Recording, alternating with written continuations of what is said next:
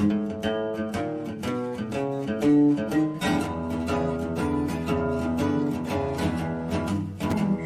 my name is Katarzyna Gan-Krzywoszyńska.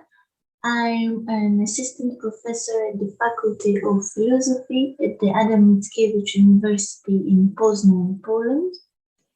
I'm the secretary of LUA, Logica Universalis Association, and also a founder and organizer of the World Congresses on Analogy, and a founding member of LARA, Logic and Religion Association.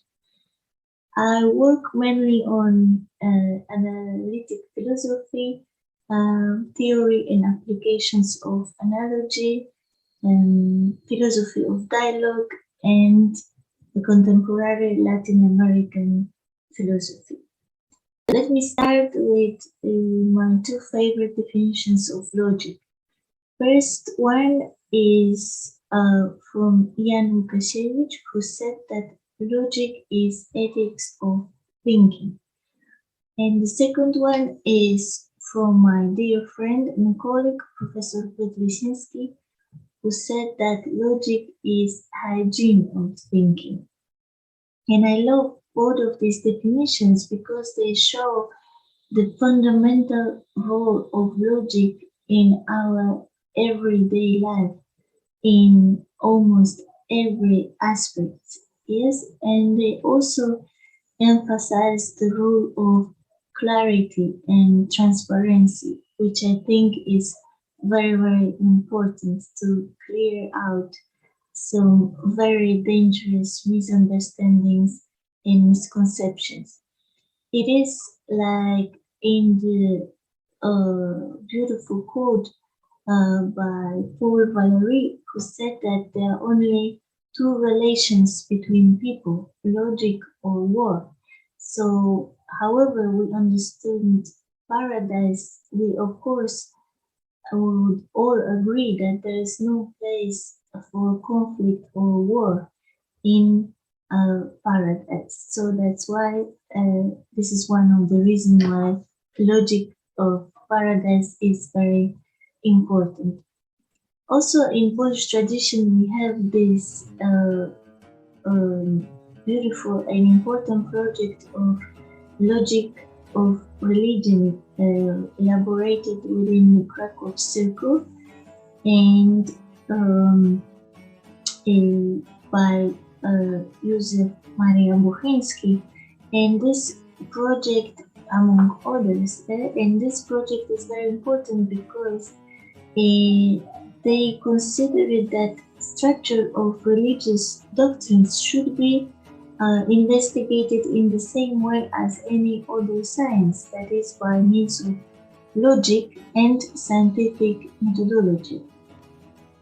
So, moreover, they also believe that theory of religion should abstain from serving as an apology of any particular confession. So here we have also an example of, absolutely no conflict between logic and religion, and they were elaborating tools for dialogue between interreligious dialogue and tools that would help us better understand basic notions, doctrines within very different religions.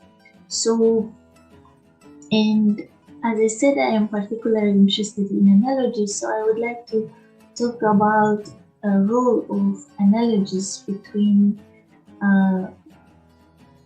Earth and paradise, because usually this is very important, how we see the correspondence, the similarities and differences between life here on Earth and this life in paradise.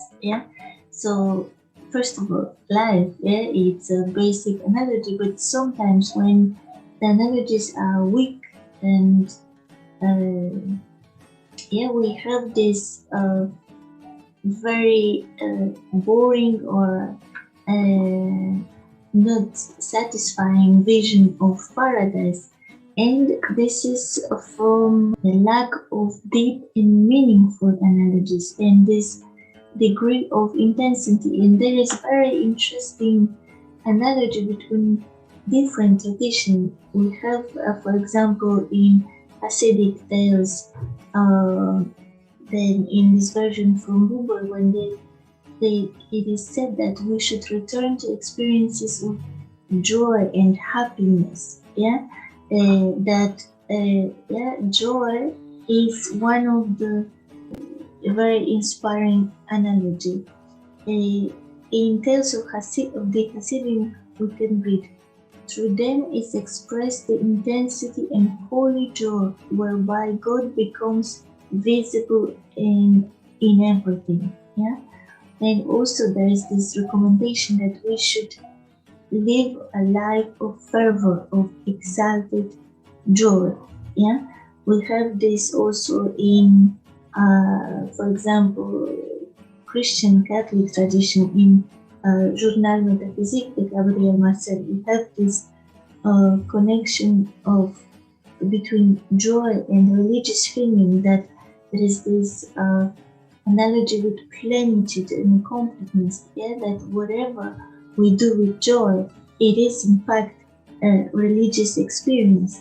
And this is one of the analogies that we should look for. It is fulfillment, satisfaction, realizations of life.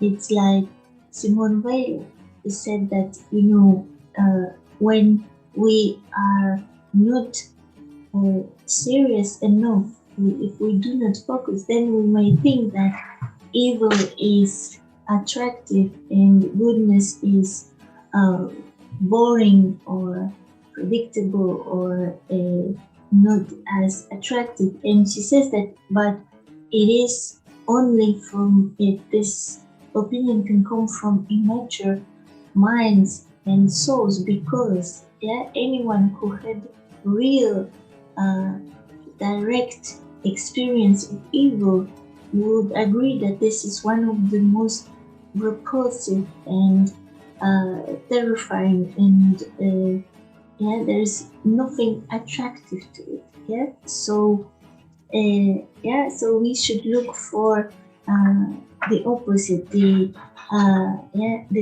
delight, the joy, confidence, and and happiness. And this is also a very interesting analogy when we think about paradise as a full story. And this analogy I took from Chimamanda Ngozi Adichie, that said that when we think about she speaks about the danger of one story, a single story, like a perspective just from one place, while when we have more perspective, more stories, more analogies, then we regain our lost paradise. And to end, I would like to say that this project, this worth pursuing, thinking about logical paradise, is because it is an exercise in the development of the imagination, assuming that the vision of paradise is one of the basic cultural models of fulfillment, joyful living in the light, a valuable human life. And the second answer, it is that it is an indication of an interesting and promising research project that will only be obtained when we refer to Whitehead and recall his approach to religion. He wrote, "Science, at least as a temporary methodological device, can resist upon a naive faith. Religion is the longing for justification.